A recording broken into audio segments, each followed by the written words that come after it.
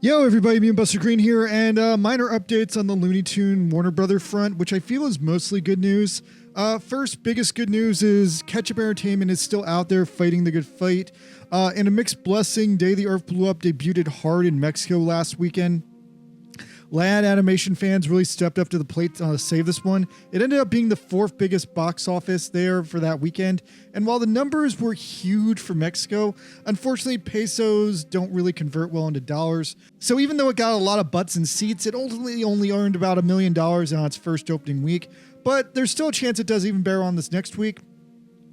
But so that means that The Day the Earth Blew Up is now standing at an international box office of $12 million, which means when the Blu-ray comes out next month, and hopefully a few more countries can chip in, Ketchup is on the verge of making their money back there, which is a good thing.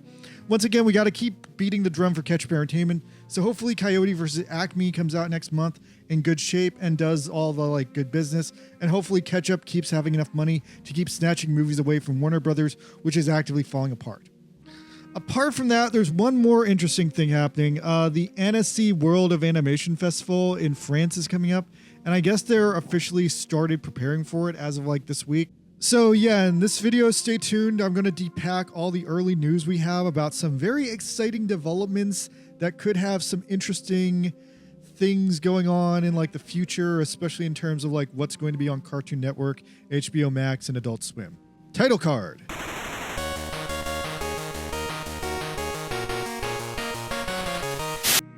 The festival doesn't happen until mid-June, and honestly, I really wish I could go, but I am so hella broke right now. I can't even afford to go to Taco Bell, let alone France. But once again, my Patreon is right here if you feel like leaving a tip. If I can get a few more Patreon subs, I'll go back to making music, anime, and video games. That will all come in the future when I have a job again. Right now, I'm just trying to get back to work so I can pay for my own shit. And yeah, I might make a video game right now because I've been thinking about that too. Anyway, Annecy is a big deal. It's the only reason we even got The Day the Earth Blew Up in the first place was because French and German investors saw an early cut of that there, and then they worked with Ketchup to take it away from Warner Brothers. I want to say, if I had to take some bets, I guess there's a good chance that Coyote vs. Acme might make its theatrical debut there, and that might help to get it worldwide distribution. It's also possible that maybe another surprise will come out of the woodwork here, but I'm not super counting on it. One big thing we know to look forward to, though, is Annecy is going to have this kind of big Cartoon Network reunion / assembly. It's officially called the 25th Anniversary Panel.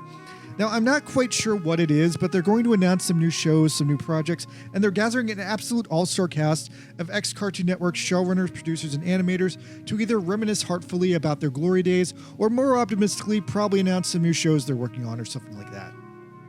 Now, the guest list is absolutely stacked. We've got confirmed appearances by the greatest of great Cartoon Network legends, Genndy Tartakovsky from Dexter's Lab, Craig McCracken from the Powerpuff Girls, Penn Ward and Adam Muto from the first and last seasons of Adventure Time, respectively, J.G. Quintel from Regular Show, and of course, Rebecca Sugar from Steven Universe.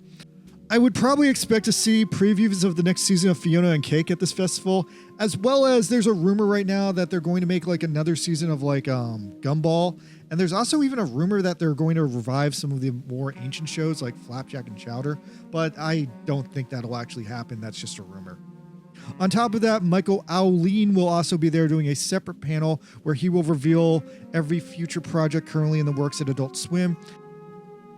A few cool, interesting new developments are that they announced that they're doing an adaptation of a vertical graphic novel called Get Jiro. It's apparently a super ultra-violent comic book about a killer sushi chef. I think it's a parody of that old movie Jiro Dreams of Sushi or whatever it was about the best sushi restaurant in Japan. I'm not sure if this ties into the Justice League or not, but this one head on the poster kind of looks like Superman. Hey, wait a second. I'm just noticing the original book was written by Anthony Bourdain. That crazy chef who killed himself. Wow. What an interesting twist and a strange way to exploit a dead man, but nonetheless, yeah, I'm completely on board now. That was a clincher for me. Also, in unexpected news, there was this not super great Batman Christmas special last year called Merry Little Batman or whatever, and it was all about Damian Wayne becoming Batman Jr. and not Robin, and it had this weird European art style. Apparently they're making more of that for whatever reason they're making that into a show called Bat Fam, or maybe it's a sequel, and it's just going to be like weird, like slice of life Batman adventures. I really didn't like this movie, so I'm kind of shocked they're getting more of it, especially because that was something that Zaslav canceled and Amazon rescued it because Bezos is just really into Batman. They also teased some kind of Hanna-Barbera thing. Since Jellystone is over, I don't know, maybe that's the Flintstones movie. And yeah, on top of that, there's also supposed to be some big announcements about like what the theatrical division is doing. Hopefully we might get some more information about those new Flintstones, Tom and Jerry, and what was the other one? Was it the Jetsons? Oh yeah, Looney Tunes. Yeah, speaking of Looney Tunes, we also got this big hype trailer that Bugs Bunny is here doing some new animation, and then he like sets the stage that a bunch of different random Cartoon Network cartoons will be there crossing over. We got My Adventures with Superman from the anime, Batman Cape Crusader from Amazon Prime, Teen Titans Go. What the hell? The Animaniacs are there? Did not expect to see the Animaniacs there. I'm actually surprised to see them. And yeah, the Jetsons and the Flintstones together. Oh, and also the Iron Giant's there. Come to think of the Iron Giant has been getting a lot of strange cameos lately. Anyway, that's the good news. On the bad news, meanwhile, Warner Brothers continues to be on bad flux state. Supposedly, because the studio hemorrhaged so much money last year and this year, it's on the verge of collapse. And of course, Zaslav continues to make absolutely terrible business decisions, deciding to give himself a pay boost when everyone else is hurting. Now, on the other hand, there's a really vicious rumor right now that supposedly production on Batman 2 was supposed to start quite a while ago. I want to say there's also a rumor that the villain was supposed to be Mr. Freeze, which of course has like crazy ice powers, but it's all paused because apparently the studio doesn't actually have the money to fund the production of the movie as it currently stands. So there's a rumor now that the movie might get canceled. And on the other hand, the clashing opposite rumor is the movie is simply delayed until Superman comes out, because if Superman wins or loses at the box office, that will determine the rest of DC's like history with Warner Brothers. If Superman is an absolute flop, Warner Brothers is fully prepared to sell DC to Universal, but on the flip side, if Superman does really good, then Batman will probably go into production. But then again, James Gunn also has his own Batman reboot planned out for a few years down the road right now, so I don't really know what the long-term plan is. They were all set to make the second Robert Pattinson Batman, and maybe that would be like the R-rated Batman, and maybe James Gunn would be the G-rated Batman. But all the same, maybe Zaslav's like coming to his senses that there isn't room for two Batman around here, so it makes complete sense to cancel one. Of course, the one that doesn't connect to your like brand new cinematic universe. I don't know. I really appreciated the first Pattinson Batman movie, so I kind of like thought like the sequel would be like worth it.